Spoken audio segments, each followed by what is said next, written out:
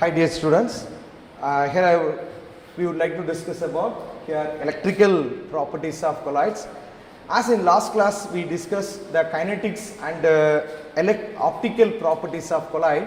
As a continuation of the properties of colloid, here I would like to continue the properties, another properties and important properties of colloid and electrical properties. Here the electrical properties of colloids, which is having, we have the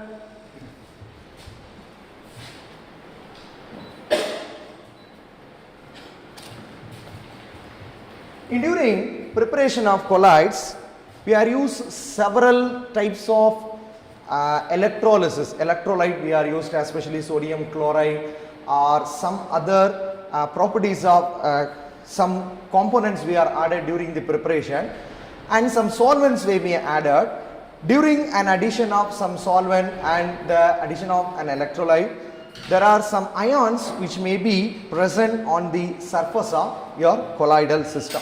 So consider any type of colloid. It may be suppose I will consider here silver iodide colloidal system. This is silver iodide colloidal system. This is prepared by just a reduction method. I may use a tannic acid and some other reducing agent to make your silver colloidal system. In the silver colloidal system, what it happened, I am using tannic acid. This tannic acid, or during a purification of colloids, there may be some positive or negative charges may be present on your colloid. Suppose I am using silver iodide, preparation of silver iodide colloid. I am using iodide as the excess, means the iodide may be present as a layer of your first charge. Or it may be I am using, suppose I am using silver iodide with the excess of silver nitrate. What it will happen, the positive charge of Ag plus may be present on the surface of the colloidal system.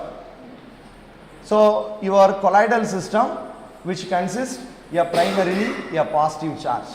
This is a first layer on the surface of the colloid. So the surface, there is a directly on the layer of the silver, surface of silver. This is the first layer.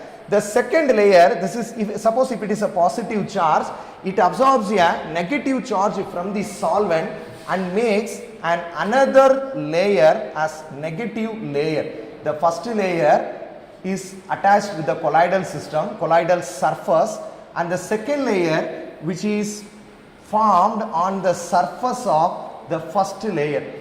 Your first layer, the second layer is a diffusible layer. This may be from your solvent system, or the first layer, this is from your ions which may be used in excess. It may be either, suppose you are using a positive ion excess, there may be the positive charges accumulated on the surface. If you use the negative charge excess, the negative charge which is accumulated on the surface.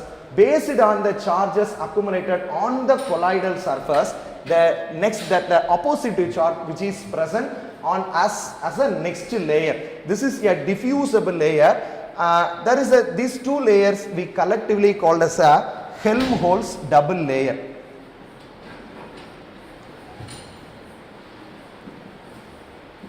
This two layer we call it as Helmholtz double layer.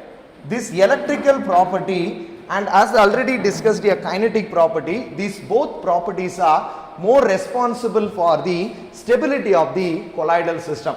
As already talked about the Brownian moment of colloidal system, here consider any colloidal system in any of your system. Suppose we consider there may be present in your, this is your colloidal system. In this particle, in this beaker, what will happen, suppose maybe your colloidal particles which is present inside this colloidal system, what it will be happen, any particles, any colloidal particle inside the system which may be random motion, which is not in the uniform motion, which is present in a random motion. Suppose your colloidal system is there, this is your colloidal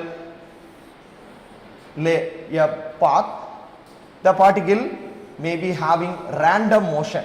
Due to this random motion, your colloidal particle is never settled down. And the electrical property also will give another support. There is a two layer, one is a positive layer, another one is a negative layer. Similarly, one more colloids which is having a negative charge. So what it will happen, this both the negative charge colloid repel each other. Hence the colloids is always keep it in the azide. So what will happen, the Brownian moment and the electrical properties which is keep your colloidal solution, colloidal particle in solution. This will keep you a stability of the, this will increases the stability of colloidal system, electrical property and kinetic property. So what we have discussed here, the stability of electrical properties. Here I discussed already, this is recorded in here. This is the recorded system. As in last year I shared in a Google Classroom. A similar way, this property is also here, also the electrical properties of colloids also I will share in the Google Classroom for your references. You just refer to your Google Classrooms. Okay, thank you.